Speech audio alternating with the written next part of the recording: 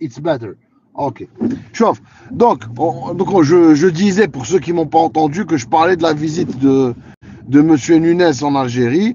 C'est une visite qui a fait beaucoup parler d'elle parce que Monsieur Nunes, dans un premier temps, a mis un ultimatum quelque part à l'Algérie. Il a dit voilà, si vous libérez pas Monsieur Glaise, qui est un journaliste français qui a été condamné pour une peine de prison en Algérie pour une affaire avec je pense, le mouvement terroriste MAC.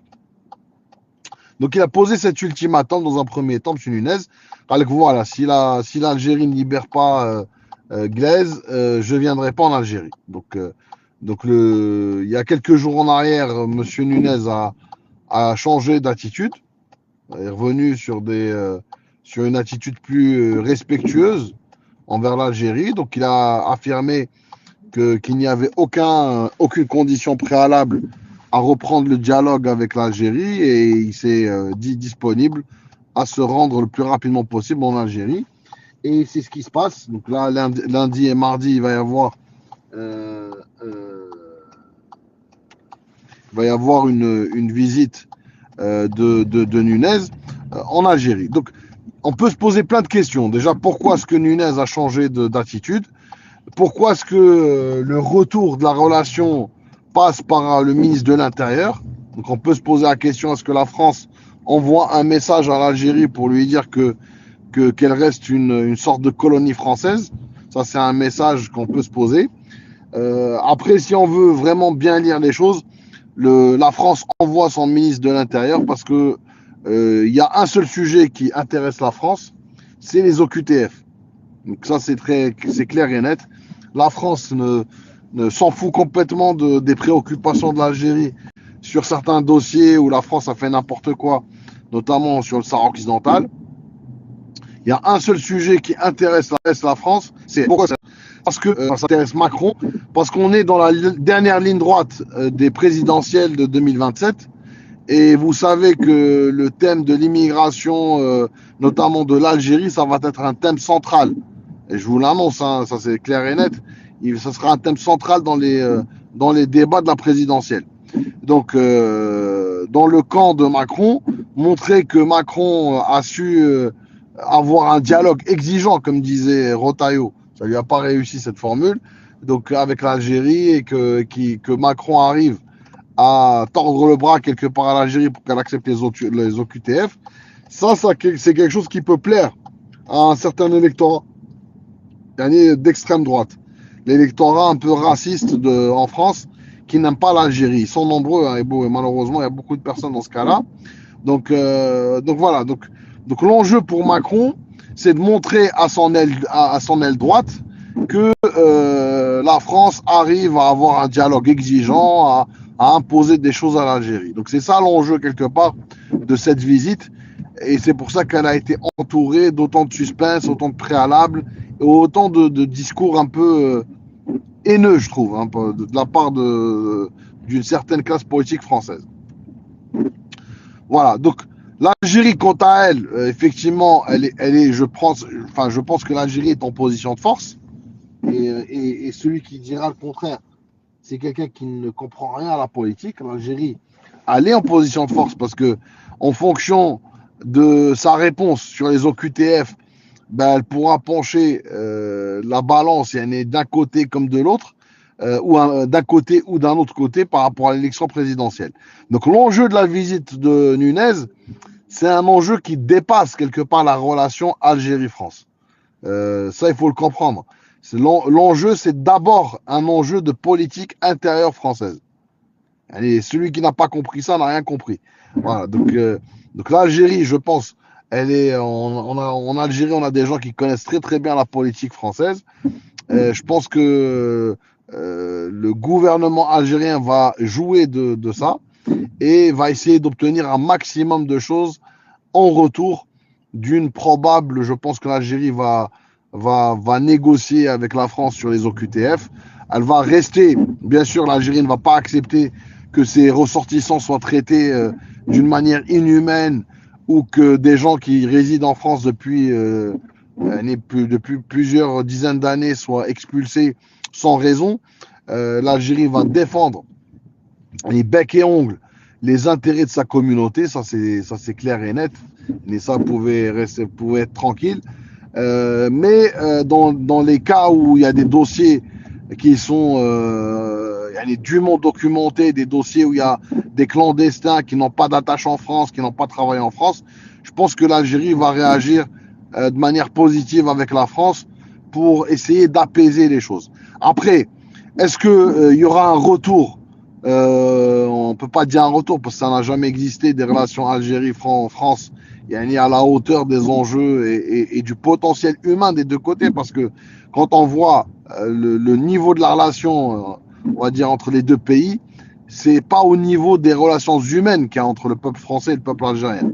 Et que vous le vouliez ou non, que vous aimiez ou non la France, il y a quand même une profondeur, une relation qui est exceptionnelle. Il y a beaucoup de Franco-Algériens, il y a des Algériens qui sont mariés avec des Françaises et inversement.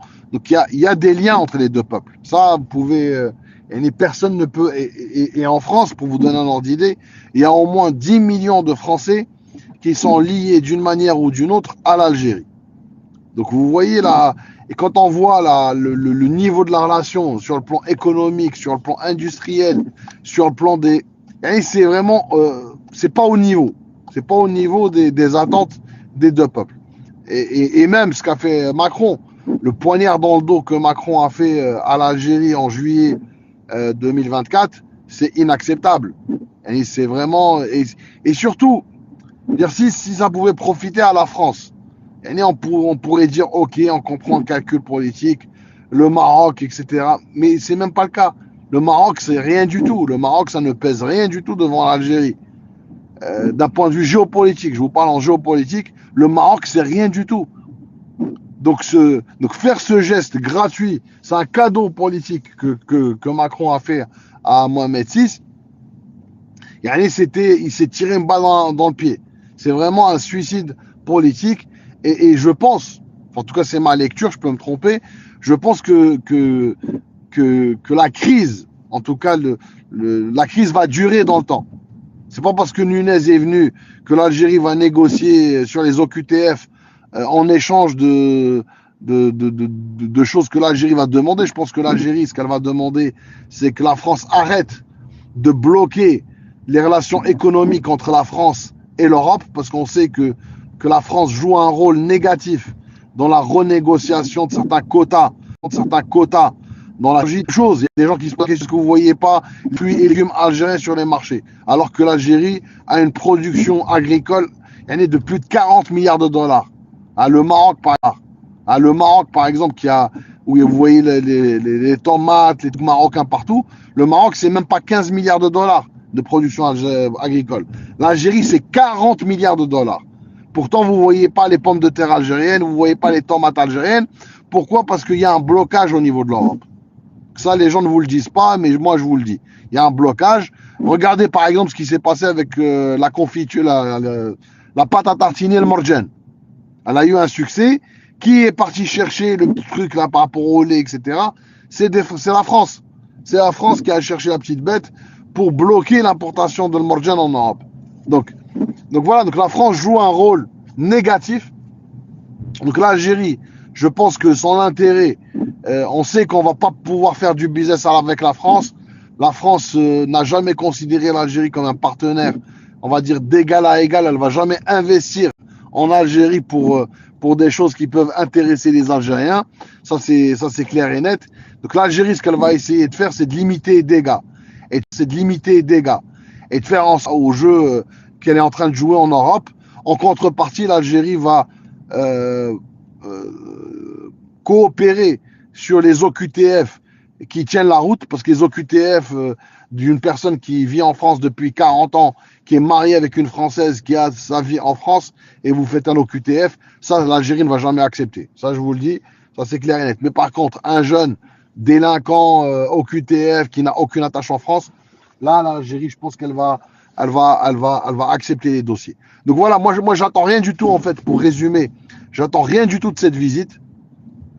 Je pense que l'Algérie aussi n'attend rien du tout de la France, parce que l'Algérie a choisi ses partenaires. Le partenaire de l'Algérie en Europe, c'est l'Italie, tout simplement. Quand vous voyez ce qu'a fait l'Italie en très peu de temps, la France n'a jamais fait ce qu'a fait l'Italie. Regardez l'usine Stellantis d'Oran. Là, on est sur des taux d'intégration. On va bientôt arriver à 30% d'intégration. La France, avec son usine Renault là, de gonflage de pneus, on a perdu des milliards de dollars d'importation de pièces détachées. On n'avait même pas 3 à 4% de taux d'intégration. Donc vous voyez que la France a toujours pris les Algériens pour des cons. La France n'a jamais considéré... donc voilà. Et ça, c'est pour des raisons politiques. Donc même chose quand vous voyez l'Italie avec son plan Mattei, où l'Italie, rappelons-le, le plan Mattei, c'est un plan pour développer l'Afrique. Et l'Italie a choisi l'Algérie comme porte d'entrée de l'Afrique. La France n'a jamais fait ça. Donc il est impossible que l'Algérie réouvre les portes à la France. La France s'est exclue d'elle-même avec ses choix catastrophiques sur des dossiers vitaux pour l'Algérie. Donc l'Algérie, ce qu'elle va faire, c'est on va essayer de limiter les dégâts, d'avoir le minimum syndical. Voilà.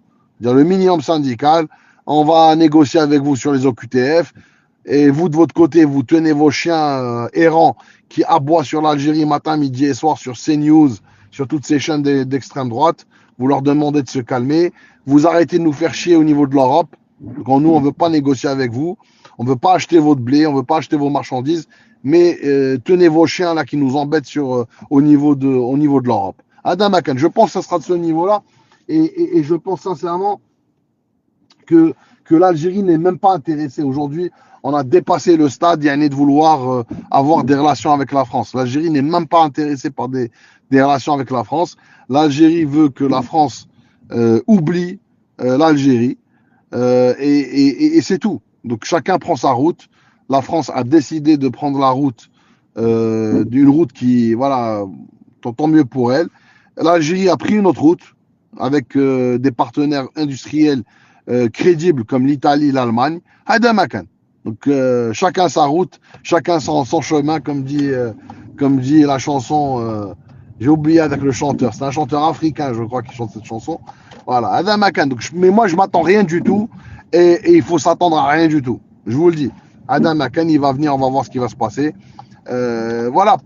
Pourquoi je vous dis ça? Enfin, moi, ça m'embête. J'aurais aimé que la France investisse en Algérie. J'aurais aimé qu'on exploite le potentiel humain qui est entre les deux pays. Mais aujourd'hui, la France est tenue en otage par des racistes, par des anciens de l'OAS, des gens qui ont des problèmes avec l'Algérie. Donc, pour moi, il est très, très, très, très compliqué d'aller au-delà de cette caste politique qui prend en otage la France et qui fait qu'il ne peut pas y avoir de bonnes relations entre la France et l'Algérie. Malheureusement, c'est compliqué de changer les choses. Donc, le mieux pour les deux pays, c'est que les deux pays se respectent déjà et que chacun prend sa route. Voilà, chacun prend sa route dans le respect. Et voilà. Et pour moi, c'est la meilleure chose à aller chercher parce qu'on a quand même une grande communauté en France. Donc, c'est pas dans l'intérêt aussi de l'Algérie d'avoir des mauvaises relations avec la France ou voilà. Donc voilà, moi c'est ce que, si j'étais à la place du gouvernement algérien, c'est ce que j'essaierais de chercher. Adam Akan. Moi, c'est comme ça que je vois les choses. Honnêtement, je n'attends rien du tout, je vous le répète, de la visite de Monsieur Nunez en Algérie. Et voilà, Adam Akan. Donc après, si je me trompe, je peux me tromper, mais c'est ma vision. Voilà. Allez, j'espère que vous avez aimé ce live. Là, je suis vraiment occupé. Là, j'étais en voiture et je suis toujours en voiture. J'espère que vous allez bien.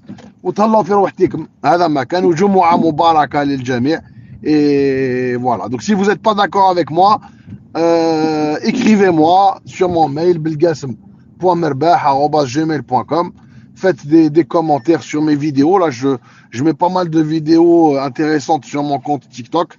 Il y a aussi le compte YouTube qui est pas mal. Là sur YouTube, on monte pas mal. Là, on est à quasiment 60 000 abonnés. Je vous remercie vraiment pour votre fidélité. Voilà. Donc, j'aurais bien aimé que le compte TikTok marche aussi bien que YouTube. Là sur TikTok, je sais pas ce qui se passe. On n'arrive pas à décoller ça fait je sais pas combien de temps, je suis à 20 000 abonnés. C'est pas grave. Allez, salam alaikum, je vais être